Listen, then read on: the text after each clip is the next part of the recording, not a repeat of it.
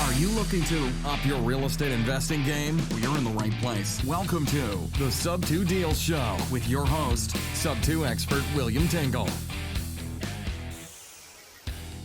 Hey, Sub-Tours. My name is William Tingle of sub2deals.com. I would like to welcome you to this episode of the Sub 2 Deals Show, where we talk about all things subject to. Now, occasionally we'll cover some other real estate investing topics, but it will always be something to help you with your real estate investing business. Today is another episode in our Real Investor series where we feature real investors sharing real stories and actual deals. These guys are investors doing deals all across the country. There are no boot camps or courses to sell with these guys, just real tips and strategies and the things that are working today in their businesses and in their markets. They share them all, and these things can work for you too. So pay attention and take lots of notes. My guest today is Pam Fisher. Pam is a real estate investor in Raleigh, North Carolina. She's been investing for over 15 years and has been a full-time investor for over 3 of those years. Now, Pam is a little bit different than the normal investor that we speak with. She focuses primarily on mobile homes and mobile home parks. So she likes the wobbly boxes. Now, to be fair, Pam did recently discover Sub 2, so we're trying to swear over to the dark side a little bit, and we'll actually talk about her first Sub 2 deal that she just completed a few months ago. So, Pam, welcome to the Sub 2 Deal Show. Thanks so much, William. I'm really happy to be here and love the coaching group that you manage and allow others to participate with on Facebook, and appreciate all that you've shared and continue to teach. Well, we appreciate you, Pam. Pam's been a member of our coaching group for quite a while now. She's active in the group and a heck of an investor. And even though she doesn't focus on Sub 2, she is successful. And I know some of you guys out there are also interested in wobbly boxes. So I wanted to get her on here and talk to her a little bit about what she's doing. So that's what we're going to do today. We're going to talk a little bit about mobile homes. Well, Pam, to get started, why don't you tell us a little bit about your background and what you did before real estate and a little bit about where you're from and your family. Sure. So I grew up in a very rural, small place in Moore County, North Carolina, which is about 20 acres and 25 miles from anywhere of civilization. It was one of those places that you couldn't just run out and grab the milk or butter. You had to make a whole trip that you were going to be at an hour to get back. So I learned my world of ethics and morals and values and family from those country roads. And my family, my mom was one of 11 kids. So I jokingly used to say that our family reunions was always an event in itself. And so after I graduated college, I became an event planner because I felt like I'd been doing it already all my life with our family reunions. So I did event planning and large conferences and nonprofit fundraising events where I truly just loved the action and the excitement, the thrill of the events. I was working in Washington, D.C. as a conference planner whenever 9/11 hit, and I lived in Arlington, Virginia at the time. And on my way to work that morning, I had taken the Pentagon Metro. And when I got to work, I had no idea what had happened, but everyone in the office was kind of in hysterical mode because they knew that the planes had hit, but I didn't know that yet. So I walk into my director's office, and my director is bawling. She's on the phone. And finally, I start figuring out that we had planes that had attacked the World Trade Center and the Pentagon. And it would just kind of move from there. And being in Arlington and being a few blocks from the actual White House made me want to have a skill set that I could put to action if ever we had a crisis in America again. So I transitioned into nursing and went to an accelerated program for nursing, loved it, became an ER nurse, moved into management, and then eventually moved into HR as a nurse recruiter. Decided I didn't want to be on call 24/7 as a nurse manager dealing with the unit and the patients, and did travel nursing for a while, and then eventually was recruited by a software company where I eventually went into private consulting, contracting as a project manager and a program director, implementing very, very large scale, multi-million-dollar software systems involving the clinical staff in a hospital And my last project, I was in California for a few years doing a project that we came in over $1 million under budget. We trained 3,500 people in 30 days, and we were on time. But I was exhausted to the point that when I finished, I just needed a deep breather. And on one of my flights back from San Diego, coming back to North Carolina, I met a man that literally changed the way I thought. And he was the last person that stepped on a plane, gruffy looking, probably 65-year-old man with a long beard. He had a real estate book in his hand, and he sat in the only available seat on the plane, which was beside of me, the middle seat, which everyone avoids. He and I had a 4-hour conversation, William, about real estate coming through Houston or Dallas area where he was going. And he changed my perspective on real estate because what I had done up to that point, I had only used my own money and I didn't know how to find private lenders. I was afraid of actually borrowing additional money. And he argued with me like a good uncle would of some sort and said, "Why do you care how much debt you have as long as you cash flow?"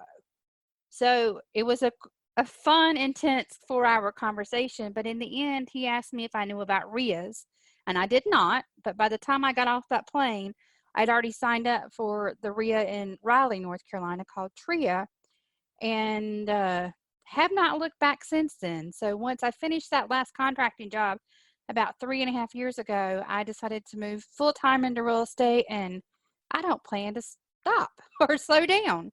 So I know what you mean. I don't blame you. You know, I was in the restaurant industry for over 20 years, and it was really funny.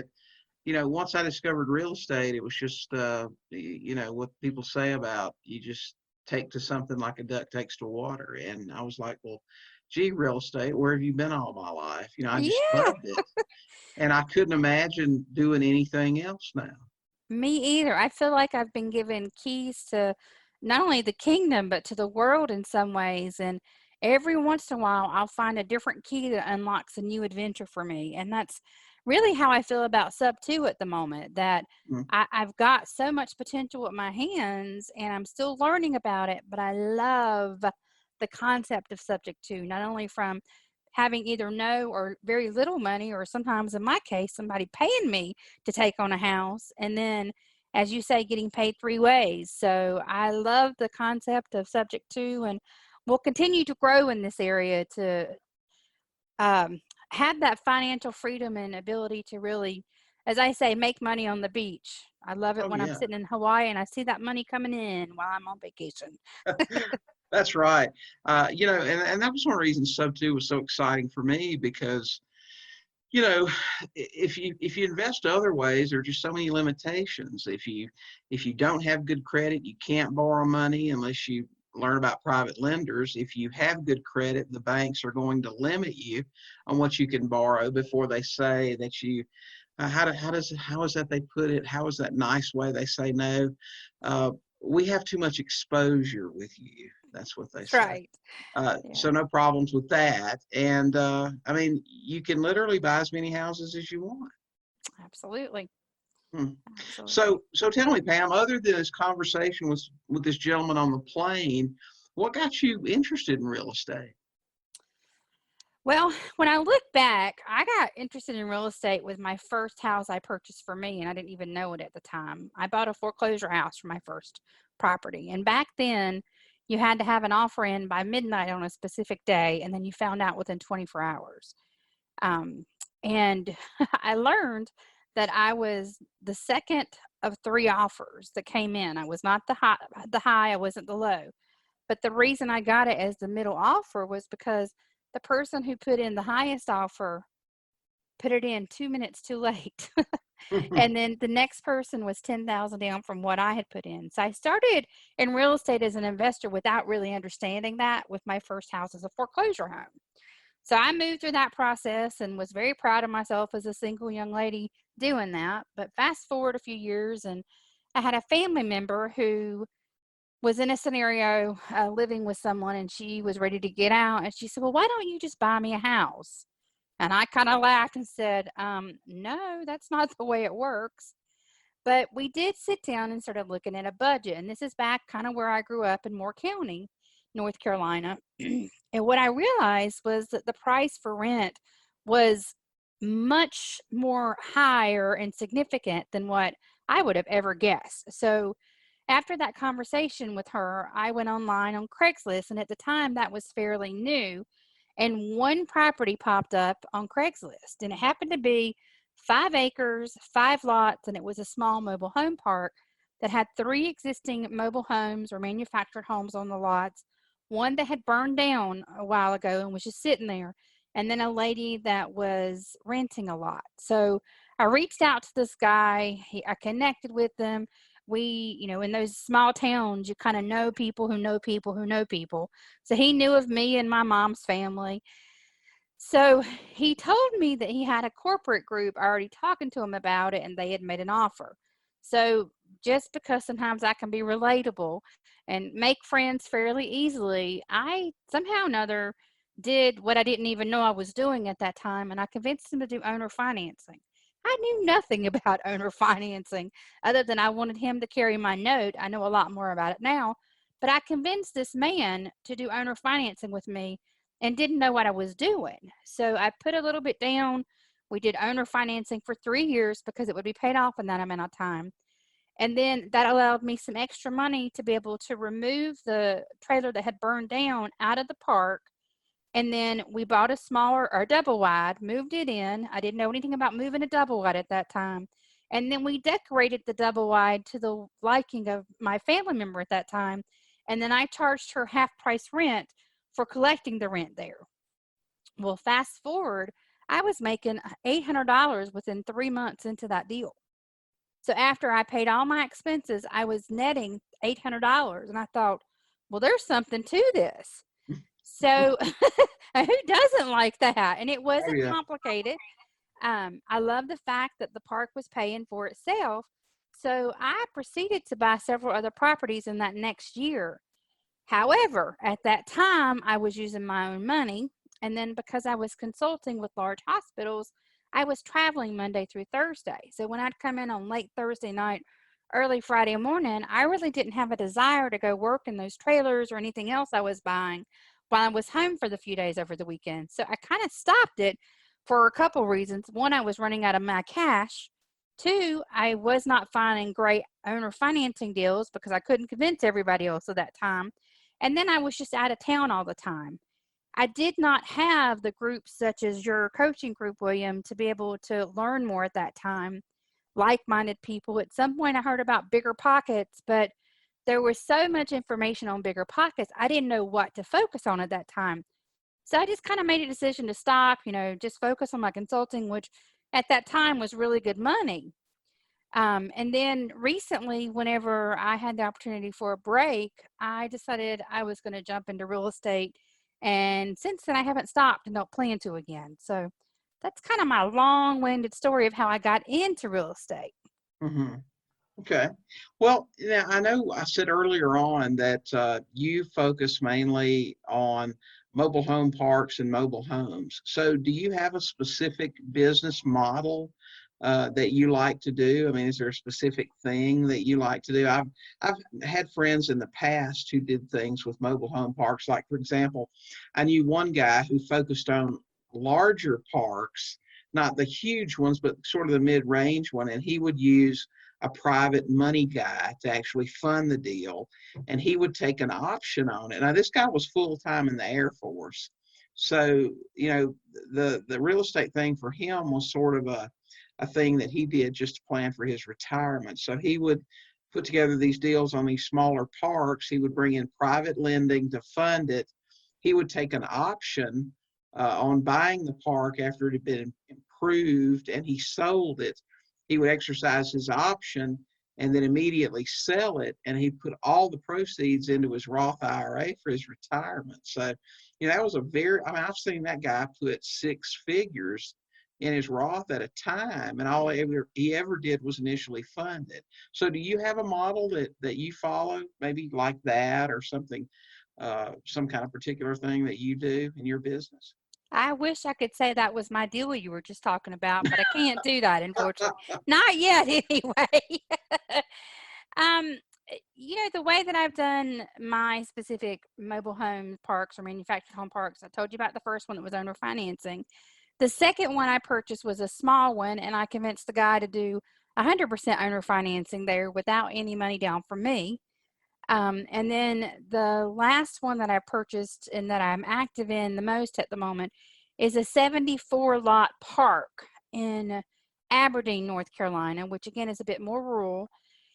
And I wasn't as creative as that gentleman was, and I'm learning every day different ways to approach it. But this particular park, I had sort of discussed this park with the owner off and on for about 5 years.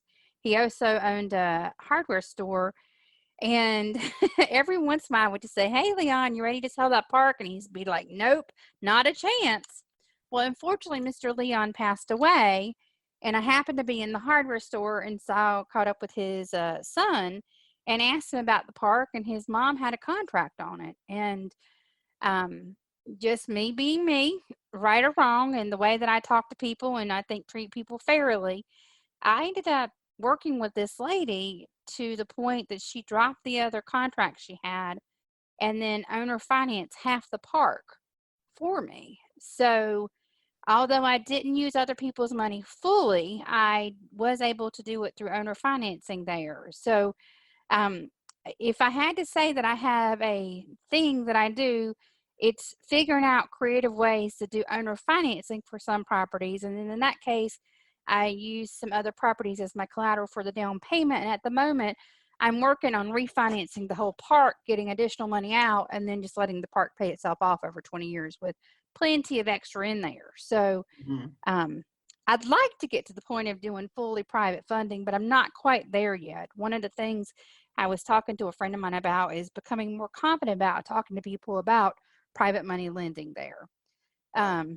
So the other things that I have somewhat focused on or I'm learning about, I have completed a few different deals, such as I've done wholesale deals, I've done multiple remodels. Obviously, I've played with some owner financing, and then still learning and dealing with sub two, which is my new favorite thing to work on, and I'm continuing learning on that. And then I've done a little bit of consulting, training, and coaching on the side, and will continue to hopefully become the William Tingle of maybe manufactured home and accountability over time, but we're not there yet. So.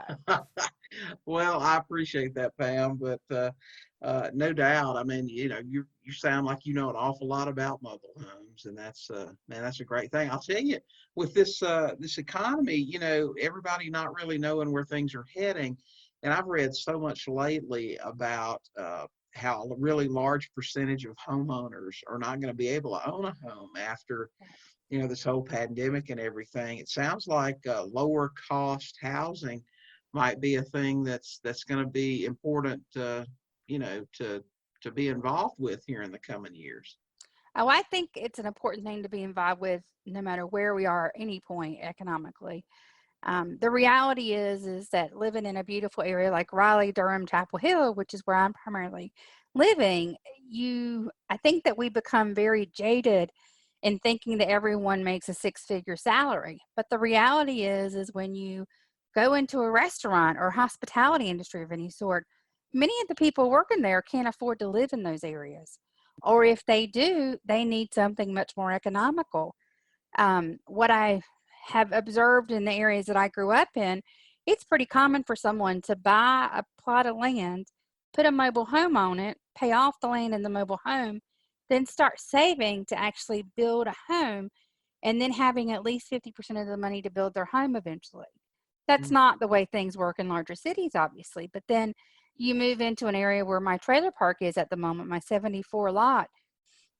We're working on selling some of our manufactured homes that are on the lot. And if I can finance a house for $25,000, $30,000 or less, and I can make that payment less than what they would have paid me for rent, why would they not take on that ownership of the home for the pride of ownership and still be living in a place that's comfortable, safe? And that's the thing that I remind people about when we talk about manufactured homes.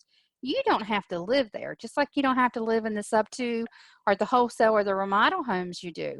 So some of the standards may not be of what you want, But people want a place to live, to be comfortable, to have their own stuff, to have their own four walls, which is another advantage for a manufactured home, or as you say, wobbly boxes, because it's their own.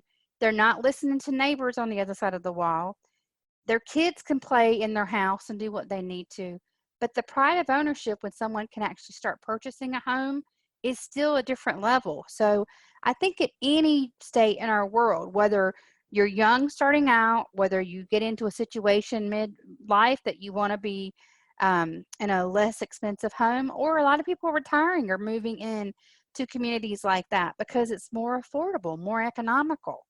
So I Mhm. don't think it's just a one-time phase. I mean, when you hear about the concept of the silver tsunami coming with the baby boomers, those baby boomers are not going to stay in those 2, 3, $4,000, 4,000 square foot homes. They're looking to downsize to have something that's going to be less expensive, to have something they can afford, and then possibly travel if they want to do that. So I personally see manufactured housing as an anytime, all the time place to be, Right.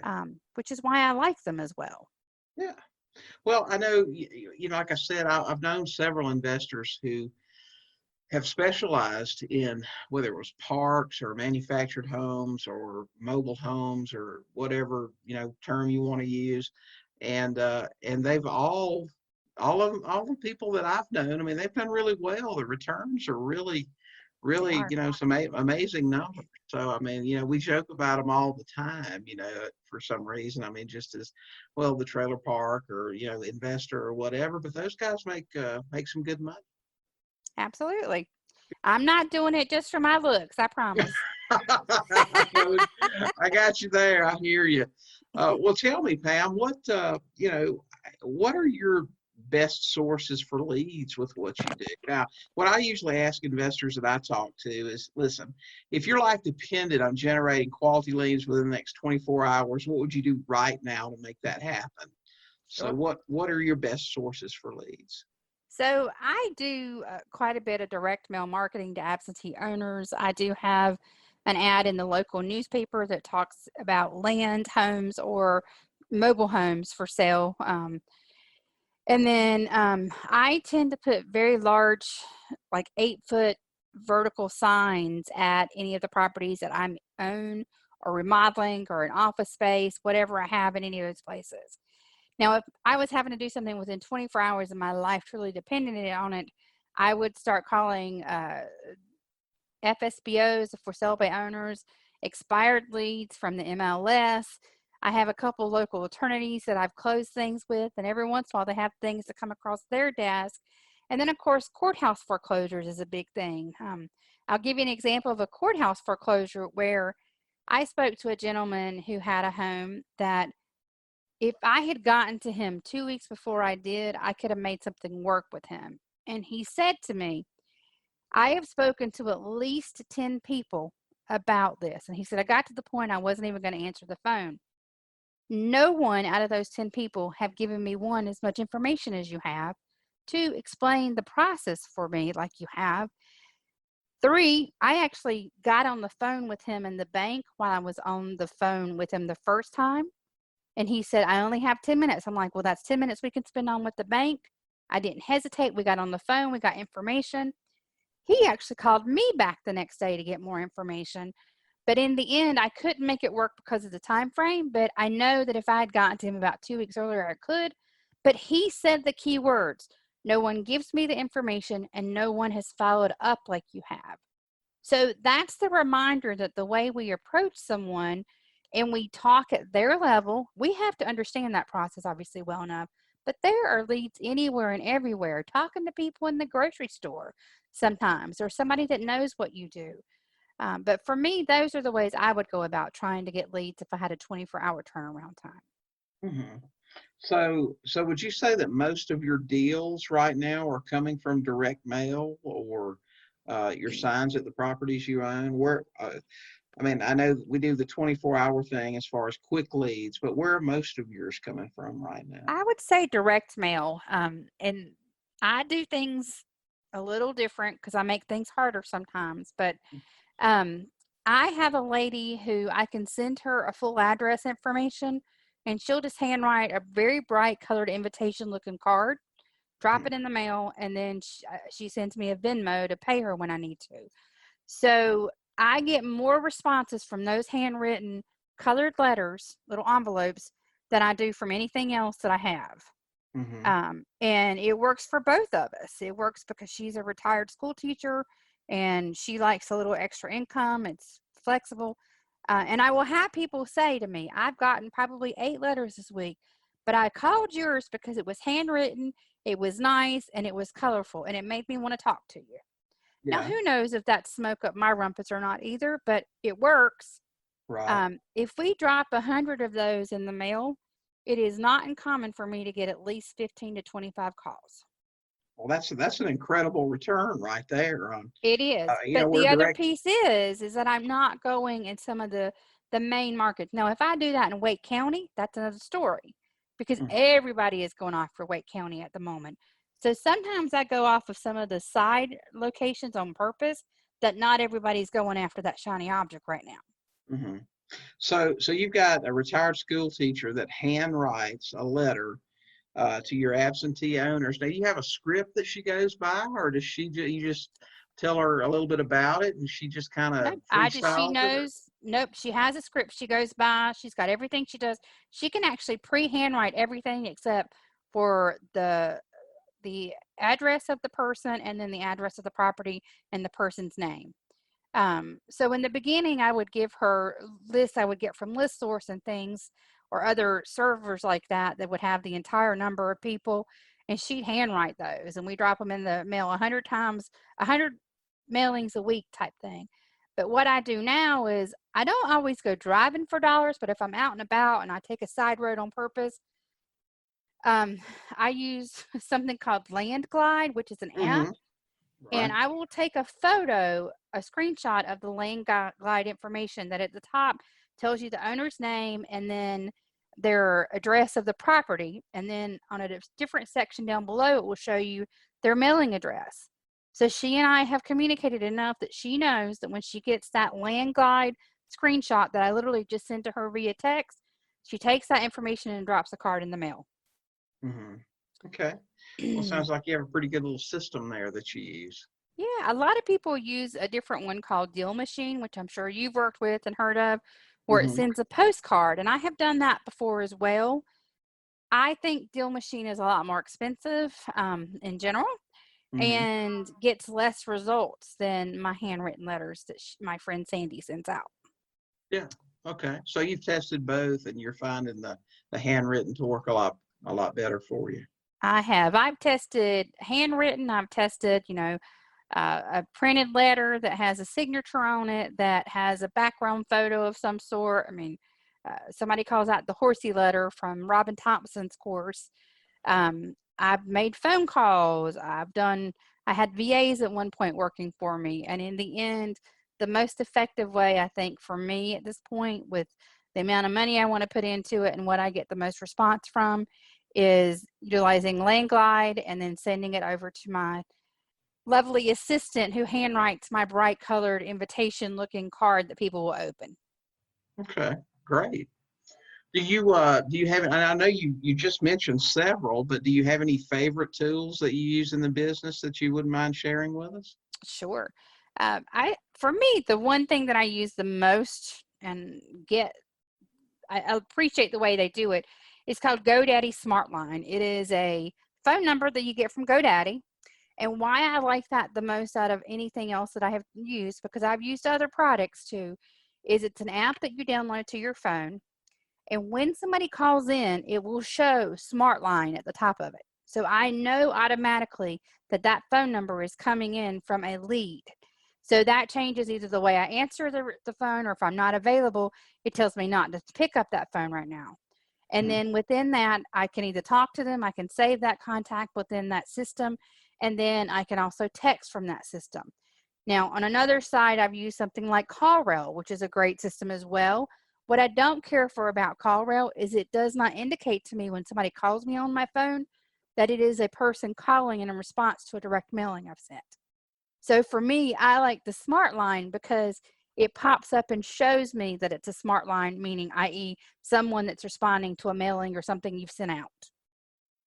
Right. So I use that, and then I have used Podio in the past. I've used PropStream in the past, both great systems. I would say that I did not take the time to make them as effective as they should have been. Podio, for instance, has a ton of capabilities. I probably tapped into about 30% of the capabilities. And I had paid somebody to set something up partially for me. I didn't know what I didn't know. So for me at this point, I don't use Podio like I should because there's a lot more integration I could do. I know recently, William, you talked about REI Black Book, which is something I'm looking into as well, that has more setup already done before you get into it. But I do have Podio and like it. I just don't use it at the level.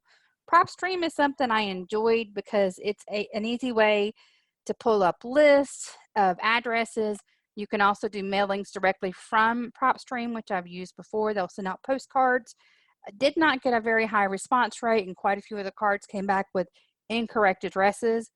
Same with Deal Machine. I've used Deal Machine a ton, which I like because Deal Machine, you can actually take a photo of the property and then press start marketing, and they actually send out the postcard for you. So it's a one and done type system. Again, a lot of incorrect addresses. And what those systems will tell you kind of nicely is if you get a return postcard of any sort, then that's really to your advantage because that means that anyone else that has done this also got an incorrect address. But then if you take the extra dive and go in and figure out how to reach that person directly, then you're probably that extra step person that may get in contact with the person. Not sure I agree with it, but they make a lot of money that way. Right.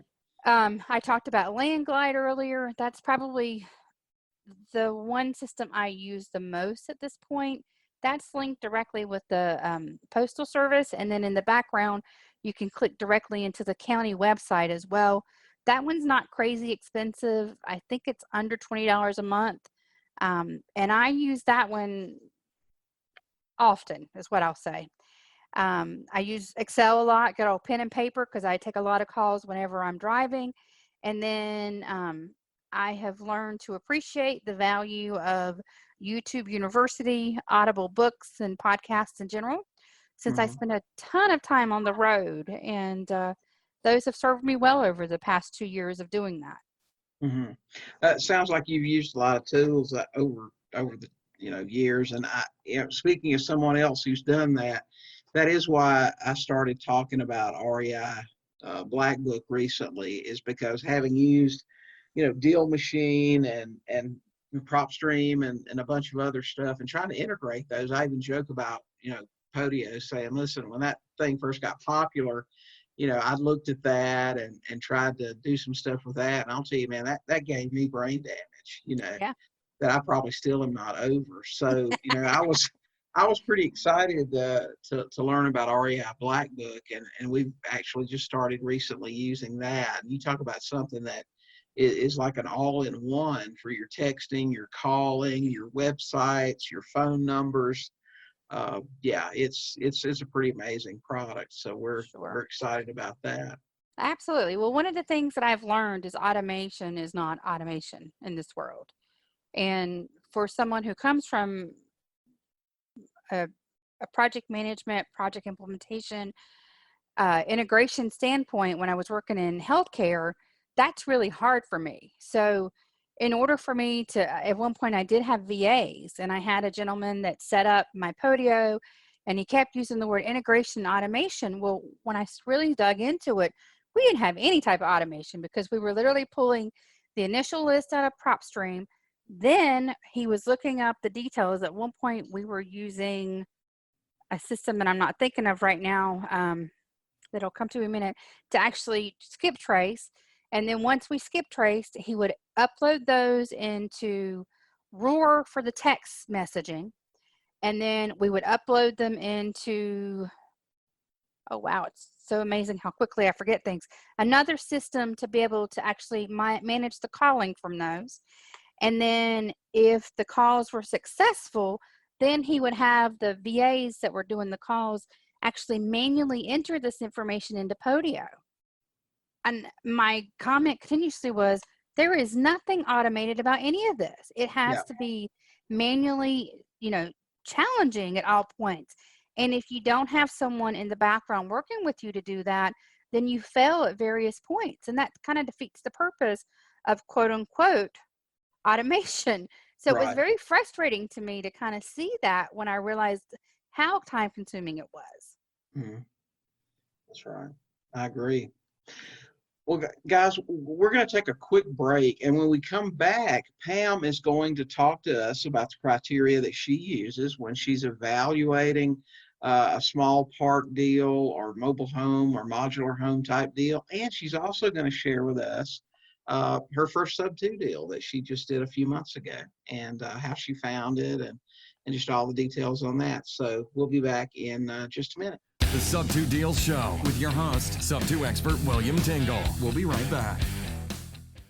Hey Sub-2ers, do you want to learn how to get the deed but need a little help getting started? Want to learn how to fill out the paperwork, how to use a land trust, how to market for deals, how to negotiate with sellers, and more? Join us in the Sub-2 Deals Facebook coaching group. Get the benefits of one-on-one coaching without the big price tag. Learn to do Sub-2 right with coaching in a group setting and mastermind format. Head over to sub2deals.com right now and click on consulting and group coaching. We'll save you a seat.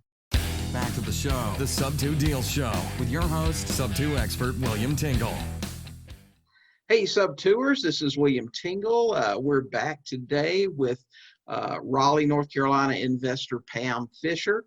Pam specializes in modular homes, mobile home parks, and she's just recently discovered Sub-2. And actually, what she's going to do right now is talk to us about how she evaluates her typical deal, mobile home park type deal, what she's looking for, how she decides if it's a good deal.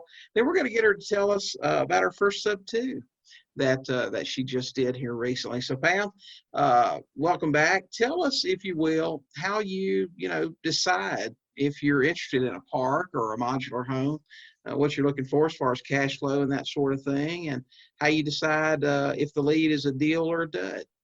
Absolutely. Before I jump into that, William, I'm just going to follow up on the last question we had where I could not remember the name of some of the systems. One of the systems was called Mojo, which is where we would import the list from PropStream to get skip tracing, and then we would use ZenCall to actually call out. So just to clarify that the various systems we've used in the past and the ones I don't use anymore specifically. So let me just tag back there. So back into the world of manufactured homes, trailer parks, mobile home parks, trailer trash, whatever you want to call it. It's got all sorts of names there. One of the things I look at and I want to see is the purchase price, the cash flow, and then the price per pad. And what I mean when I say a price per pad, I'm going to give you a simple example. Let's say that I'm buying a mobile home, quote unquote, park, and there's 5 pads. There's 3 existing homes on that site. There's 5 septic tanks and 2 wells, and the purchase price is $80,000. If I break that down, that brings each pad to $16,000. So I'm buying the infrastructure setup that already has septic, water in sight, and in this case, I already have 3 homes there. So I would eventually either lot rent, meaning a tenant would bring in their own home, which we would call a tenant-owned home, and then they would set it up and then pay me lot rent, or I would find a trailer somewhere, bring it in, and then charge higher rent because it would be lot and the trailer itself. So if I take those 5 pads, 3 existing homes, 5 wells, 5 septics, 2 wells, $80,000, $16,000 a pop. Let's say that the 3 existing homes are either rented already or I can rent them out for $600 a month. That's $1,800 for those 3 homes. Then I bring in people who have their own homes and rent out just the lots, just the land basically for $200. That puts me at $400 for those 2 lot rentals. And that brings that total cost up to $2,200 a month or over $26,000 a year. You do that math, that property will pay for itself and it will be free and clear in 4 years.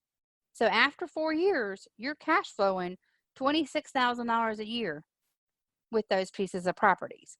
Now, in my existence, in my world, in my financial education that I have formally and informally, there's not a whole bunch of things that can pay itself off free and clear within 4 years or less as an investment, and then Mm-hmm. cash flow future from there. Right. So very different concept from what the subject to is, but for a mobile home park or a pad, or even just buying a lot that you can move a mobile home onto at some point. In general, if I can get that pad, meaning the pad with septic and some type of water and or possibly a structure there, for anywhere from as low as $500 if I get really lucky on up to about $25,000, that's not a bad deal depending on the structure, how viable the actual trailer is or not. Now, Mm-hmm. I've bought some of them for really cheap, as in like $1,000 a pad, which is kind of hard to do at this point because mobile homes are becoming more and more popular. But they're still out there if you dig and look and you don't mind some sweat equity into a deal. So Mm-hmm. for mobile homes in general and the parks, I'm looking for purchase price, cash flow, and price per pad. Now, in the example that I gave earlier where I had 5 acres, 5 lots, and then 3 trailers in existence, and then after moving another double wide in, we were cash flowing $800 beyond the expenses. That's pretty good after 3 months to be cash flowing like that. Right. And then the park just paying itself off there. So Mm-hmm. that's in general what I'm looking for on criteria for what I'm looking for a mobile home park. Based on what I've learned from you and the subject to deals that I've looked at, that's a little bit different because I'm looking for monthly cash flow with no or minimal amount of money out of my pocket. And then, as you say, 3 paydays, one on the Right. down payment, one is the cash flow monthly, and then one is the back end of that. And I know we're going to talk about a deal in a few minutes with that, where my misunderstanding and not full knowledge was making sure that you look at your uh, taxes and insurance and don't include that in your payment, because at some point you want to come out in the positive and not on the negative there. So. Mm-hmm. Okay. All right. Well, tell us, Pam. I know, like I said earlier, you've just kind of crossed over into the sub two area of investing, and in fact, just recently did your first deal on a sub two. And I'm telling you, we were talking about the numbers earlier today. It sounds like it was a great deal, and you even captured the unicorn and got the seller to pay you to take it. So, why don't you tell us a little bit about that and how that works? Sure. Well, let me give you a little background history on this particular one. So, this was a direct mail campaign that we had sent out to absentee owners. When I say we, I pulled the list. I give it to my lovely lady who handwrites, my retired teacher. And I'm not saying this was the best thing on my side, but I was getting so many calls that I wasn't returning the calls at some point. So I handed some of the calls over to a buddy of mine who kept saying, "What can I do to help you?" And he called a few folks. Well, he called this particular person, and I never called them back again because at that point I was too busy. So we talk about follow-up, which I failed out miserably during this time. This particular homeowner kept calling me and kept calling me and kept calling me. He probably called me back 5 times within a month period. So we talk about that desperate seller mentality. So I looked at it and I'm like, well, it's an okay deal. It's not great. He had paid $80,000 for the house 10 years ago with a full loan. He was a VA at a 4.75% interest. And when I looked at it, there was a $64,000 remaining on it, which in Williams' term, that means 64 cents on the dollar, if you will. That's I right. knew the area. It's not, the glamour side of town, if you will, if we call it that. So I kind of half-assed it. Sorry for the language there, and told him, I'm like, well, I could help you out, but in all honesty, I need you to bring some money to the table. And he goes, well, what does that mean? And I said, well, honestly, I said, you've tried to sell it, because he did try and sell it with a realtor for a while. And I said, I can't make this work completely, so I need you to bring some money to the table. And I said, well, let's talk reality. What can you do? And he says, well, I have $2,500 in my bank account now, and I could pay you $2,500 more over the next 6 months. So he just admitted that he would pay me $5,000 without me pushing it all on this deal. Mm-hmm. So I sent it through to my lawyer. We looked at, because I wanted to do it through a lawyer the first time. We got it under contract. He sent me everything I needed. He sent me $2,500 for the closing and then paid $600 a month for the next 6 months, basically, in there. And we closed out that deal.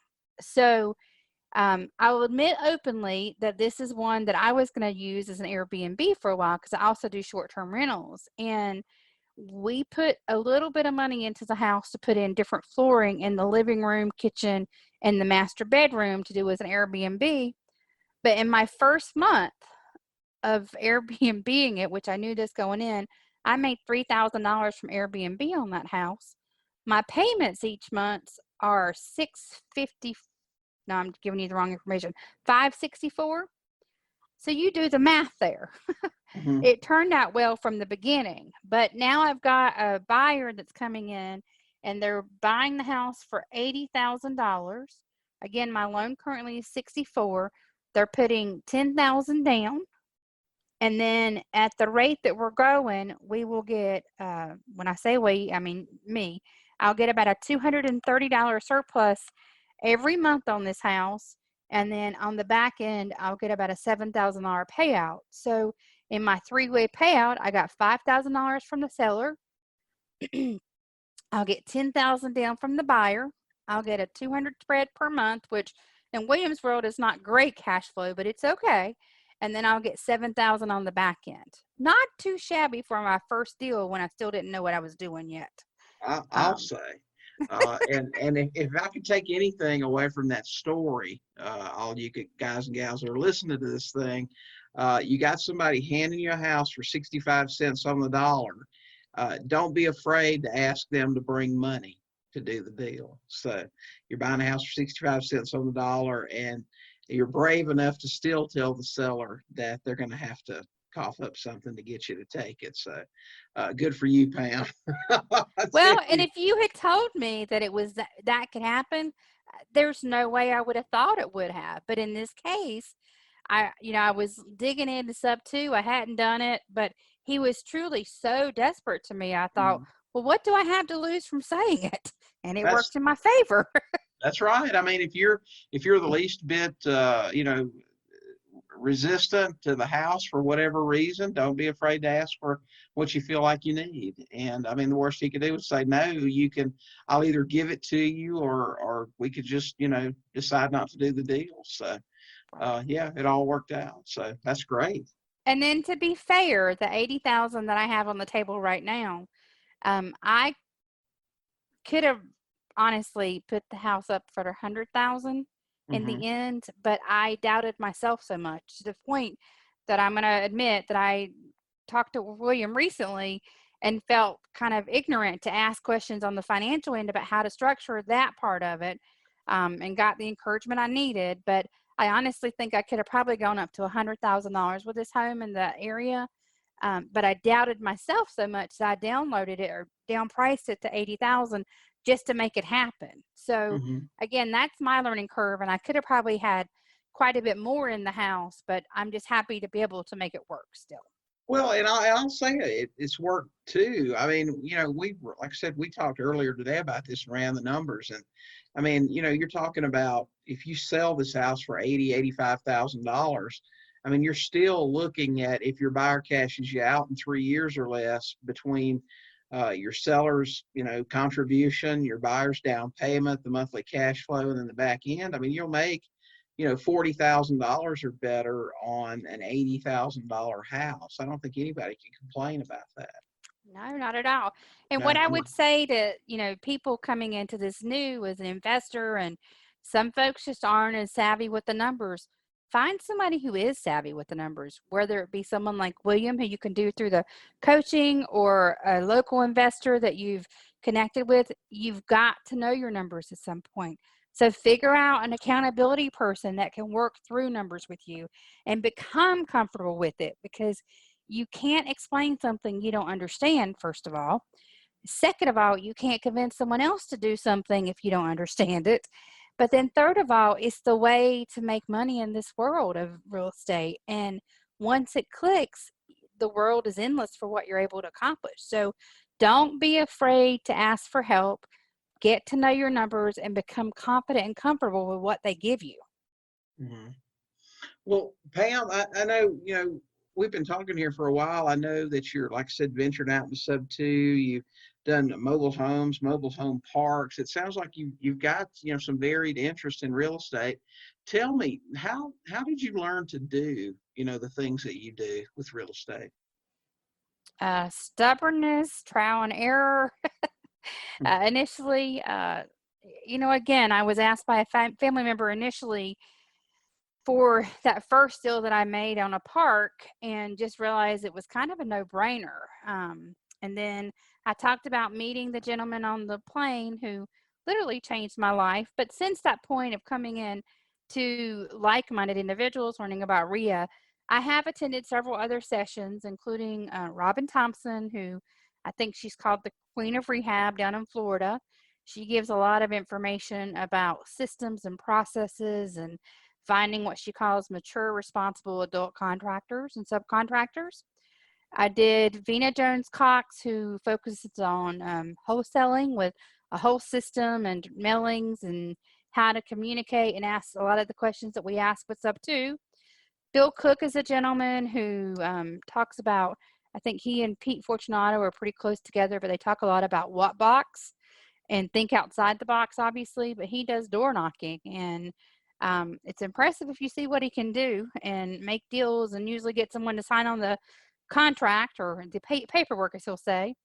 I've also listened to Brian Page and bought into his system for short-term rentals. At one point, I had 12 rentals, but the COVID recently has put me down to 7 just because of the way things transition there. I did a mobile home boot camp, which in all honesty is one of the most effective trainings I have been to, period. I would highly, highly recommend it to anyone. It's Frank and Dave. There's a whole bunch of podcasts that they have as well. That is probably the best investment I have personally done. And during that 3-day boot camp for mobile home universities, I left deciding that I was going to get between a 75 and 150 lot mobile home park within the next 12 months. And I bought mine at 6 months after that course and bought a 74 lot park. So they go through the nuts and bolts, but honestly, you can apply so much of what they teach in that 3-day course to your world of real estate. But I would highly, highly recommend that to anyone. And then, of course, I've been introduced to William and the fabulous world of Subject 2, and I really appreciate the nuts and the bolts that I'm continuing to learn there, from the ninja calls where we actually do role playing to the actual details and nitty gritty of Subject 2 with some of his course information there as well. And then the other gentleman that I have recently tacked on to is Bill Walston, learning more about some tax benefits and what he calls master lease options. I'm really impressed with what he does there as well. So I'm a firm believer that, education, education, education, no matter where we go. And we should continuously be learning in some way, shape, or form, whether it's audiobooks or business books or an accountability person or whatever form it is. We're not meant to be stagnant, that we need to continue to be learning. So. Well, it sounds like you're learning from some really good people out there. I know several of those, Robin and Bill Cook and Bill Walston. So I know those guys fairly well. So yeah, you're definitely a good education is really important. Absolutely. As my uncle used to say, the education is expensive, whether you pay for it purposefully or accidentally. Isn't that right? And Well, sometimes the mistakes are the most expensive, but most valuable education we get. hmm Well, I tell you, Pam, I got to admit, I've never been a huge fan of mobile home parks and that sort of thing. But you've really made it sound interesting here and something that I might want to learn a little bit more about. I appreciate you sharing that information with us today. Absolutely. I love introducing people to the world of mobile homes. And what I always say is, you don't have to join me. But if you find one that you don't want, pass it along to me. I like that a lot.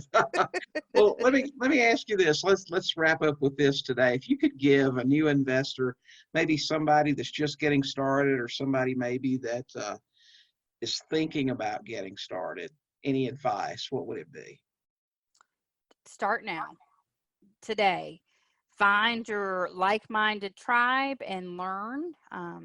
Figure out one strategy that you really want to try and become an expert in, and stick with that until you really do become an expert, till you get the deals, till you understand the math and everything else about that. I will admit that I can have what I call shiny new object syndrome.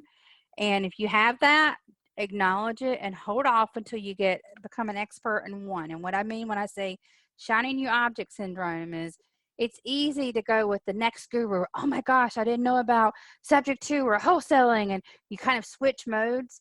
I have done that in the past, and when I do that, I lose focus on the one primary piece that really can be the most successful for me. So try and stick to one focus and deal with it.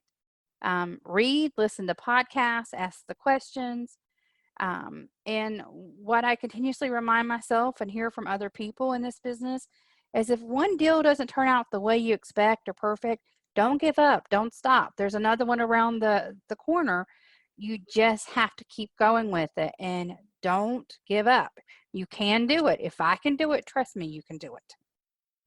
Okay, that's great advice, Pam. I'll tell you, and that's, I hear that over and over. I talk to investors all the time. I mean, just, one-on-one calls and on the podcast, and that's just the common theme among the advice is invest in education. Don't be afraid to do that, and don't wait. Do something today. Do something today to get started, because in 5 years, if you don't start, you'll be right where you are probably, and you'll just wish you had.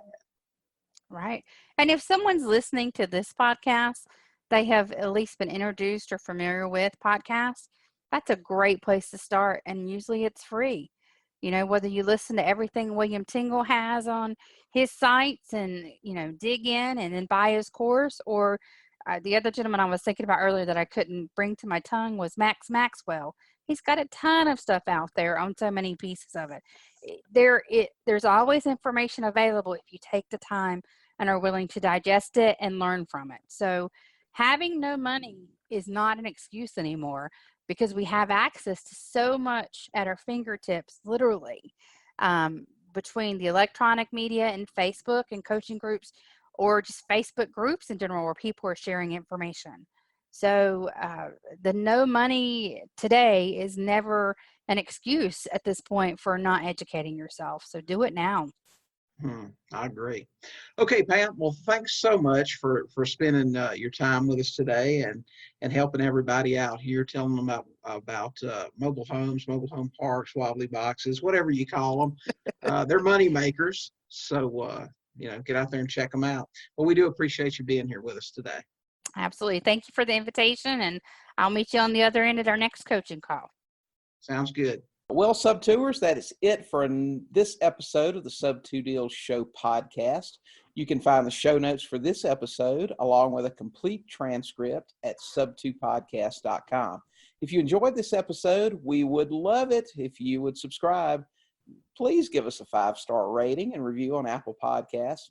It only takes a minute, and it helps others discover the show. You can subscribe as well as leave a rating and review by visiting Apple Podcasts and just do a quick search for the Sub-2 Deals Show. It'd also be great if you would consider sharing our podcast with a fellow real estate investor who you think may benefit from it. And finally, if you haven't yet, you can join our absolutely free Facebook Subject To group at sub2forum.com. You can also get lots more resources to help you grow your real estate investing business at sub2deals.com. So until our next show, keep learning, keep talking to sellers, and you will buy some houses. Thanks so much for listening to this episode of the Sub-2 Deals Show with William Tingle. If you enjoyed today's episode, please leave a review and subscribe. And for more great content and to stay up to date, visit sub2deals.com, on Facebook at Sub2 Deals. We'll catch you next time.